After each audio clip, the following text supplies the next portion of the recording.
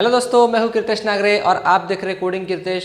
दोस्तों, हमने control statement के बारे में सीखना शुरू किया है लास्ट वीडियो में, और उसका फर्स्ट टॉपिक जो है इफ एल्स स्टेटमेंट, वो भी हमने पूरी तरह से कवर कर लिया है। अब इस वीडियो में हम देखेंगे इफ एल्स लैडर के बारे में। तो आइए बिना देर के शुरू करते हैं आज का वीडियो। लेकिन उससे पहले मैं आपको बताना चाहूँगा, अगर आपने पिछला वाला इफ एल्स स्टेटमेंट का वीडियो नहीं देखा है तो आपको इस वीडियो में ज़्यादातर कुछ समझ में नहीं आ सकता है। लेकिन इस वीडियो को देखने से पहले मैं आपको ये ज़रूर सजेस्ट करूंगा कि आप पहले वो वीडियो देख लीजिए जो कि मैंने ऊपर आई बटन पे दे दिया है। और आते हैं इस वीडियो के ऊपर, स्टार्ट करते हैं इफ एल्स लैडर। तो देखिए दोस्तों, मैंने यहाँ पर इफ एल्स लैडर का सिंटैक्स लिख के रखा है। आपको मैं वो सिंटैक्स एक बार समझा देता हूँ, उसके बाद हम उसको एग्जाम्पल के जरिए भी सीखने वाले हैं, समझने वाले हैं। तो लेट्स फोकस ऑन दिस। सबसे पहले आपको दिखेगा इफ में कंडीशन दी गई है, कंडीशन 1 जिसको हम कहते हैं। अभी यहाँ पर कंडीशन 1 क्यों दी गई है? क्योंकि आपने पिछले वीडियो में देखा होगा कि इफ एल्स स्टेटमेंट में हम खाली एक ही कंडीशन को चेक करते हैं, और अगर वो कंडीशन ट्रू होती है तो इफ का ब्लॉक एग्जीक्यूट होता है, अदरवाइज एल्स का ब्लॉक एग्जीक्यूट होता है। इस केस में भी कुछ वैसा ही है, लेकिन फर्क सिर्फ इतना है कि इसमें मल्टीपल कंडीशंस हम चेक करते हैं और इफ एल्स में हम सिंगल कंडीशन चेक करते हैं। तो आइए देखते हैं। यहाँ पर मैं करूँगा इफ कंडीशन 1, और सपोज अगर मेरी ये कंडीशन ट्रू होती है तो मेरा ये जो इफ का ब्लॉक है, ये इफ का ब्लॉक एग्जीक्यूट होगा। अदरवाइज उसको डायरेक्टली, अगर कंडीशन फॉल्स होती है तो वो डायरेक्टली कंपाइलर क्या करेगा, एल्स के ब्लॉक पे आएगा। लेकिन अगर जैसे वो एल्स पे आएगा, एल्स के यहाँ पर आने के बाद उसको फिर से आगे इफ मिलेगा। ठीक है, इफ मिलने के बाद वो फिर से कंडीशन 2 चेक करेगा। अगर कंडीशन ट्रू है तो वो इफ का ब्लॉक एग्जीक्यूट करेगा, जो यहाँ पर हम स्टेटमेंट लिखने वाले हैं। यहाँ पर आप देख सकते हो मैंने लिखा है स्टेटमेंट स्टेटमेंट स्टेटमेंट स्टेटमेंट। मतलब क्या, कंडीशन चेक होने के बाद अगर कंडीशन ट्रू होती है तो ये जो इफ की बॉडी है, इस इफ के बॉडी में जो भी हम स्टेटमेंट एग्जीक्यूट करना चाहते हैं उसको वहाँ पर लिखा जाएगा। ओके, तो वैसे ही सेकेंड कंडीशन अगर ट्रू होती है तो वेल एंड गुड, तो इफ का ब्लॉक फिर से एग्जीक्यूट हो जाएगा। और कंपाइलर कंडीशन 2 चेक करने के लिए क्यों आया है? क्योंकि इफ का जो फर्स्ट कंडीशन है वो फॉल्स हो चुका है, इसीलिए कंपाइलर सेकेंड कंडीशन चेक करने आया। सेकेंड कंडीशन अगर उसको ट्रू मिलती है तो ठीक है, वो इफ का ब्लॉक एग्जीक्यूट कर देगा। अदरवाइज वो फिर से एल्स के ऊपर जंप करेगा। एक बार उसने एल्स के ऊपर जंप कर दी, उसको फिर से एक और कंडीशन मिलेगी। वो कंडीशन होगी कंडीशन 3, जिसमें फिर से कंडीशन टेस्ट करके अगर कंडीशन ट्रू आएगी तो वो इफ का ब्लॉक एग्जीक्यूट कर देगा। अदरवाइज फिर से जंप करेगा एल्स के ऊपर, और जो एल्स में हमने स्टेटमेंट लिखा है उसको वो एग्जीक्यूट करके फिनिश कर देगा। तो कुछ इस तरह से ये इफ एल्स लैडर वर्क करता है। इसको हम थोड़ा सा एग्जाम्पल के तौर पे समझते हैं। सपोज मेरे पास इंटीजर में a = 3, b = 4 और c = 6, ऐसे कुछ 3 वेरिएबल्स है जिसमें हमने 3, 4, 6 ये वैल्यूज असाइन की हुई है। ठीक है, अब मुझे करना यह है कि इनमें से लार्जेस्ट नंबर कौन सा है वो फाइंड करना है। तो लार्जेस्ट नंबर फाइंड करने के लिए मैं यहाँ पर देखिए, इफ़, जैसे यहाँ पर मैंने इफ़ में कंडीशन लिखा है तो कंडीशन मुझे चेक करनी है।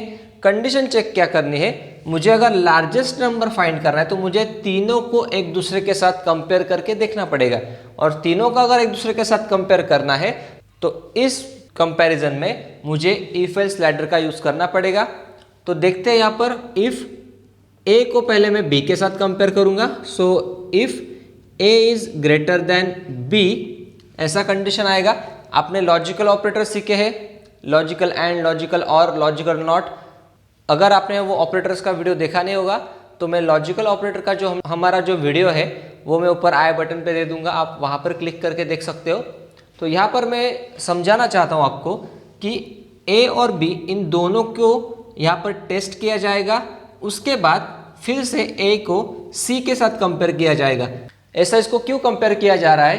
क्योंकि मुझे इन तीनों में से लार्जेस्ट नंबर कौन सा है वो फाइंड करना है। तो उसके लिए मुझे ए को बी से और ए को सी से कंपेयर करना पड़ेगा। तो मैंने किया है यहाँ पर ए ग्रेटर देन बी एंड देखिए यहाँ पर लॉजिकल एंड का मैंने यूज़ किया, ए को फिर से सी के साथ कंपेयर किया, लेकिन दोनों का साइन आप देख सकते हो, दोनों में मैंने ग्रेटर किसको बताया है, ए को बताया है, जो कि हमें पता है कि सी का वैल्यू 6 है तो यही सबसे ग्रेटर है। लेकिन मुझे कंडीशन टेस्ट करनी है, इसीलिए मैं इस तरह से जाऊंगा। तो इसके बॉडी में मैं यहाँ पर क्या करूँगा, प्रिंटफ में लिखूंगा ए इज ग्रेटर। ठीक है, अगर मेरा ये कंडीशन ट्रू आता है, अभी आप देख सकते हो कि लॉजिकल एंड जो है इसका मैंने यहाँ पर यूज़ किया है, क्योंकि लॉजिकल एंड क्या करता है, अगर दोनों इनपुट्स पॉजिटिव है मतलब दोनों इनपुट्स ट्रू है तो ही फाइनल आउटपुट मुझे ट्रू देगा, अदरवाइज फाइनल आउटपुट मुझे वो फॉल्स देता है।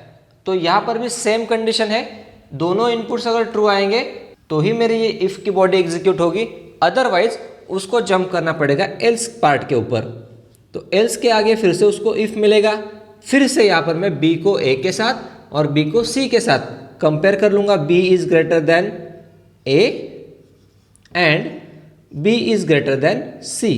फिर से मैंने बी को ए और सी के साथ कंपेयर कर लिया और यहाँ पर मैं यहाँ पर मैसेज लिख दूंगा बी इज ग्रेटर।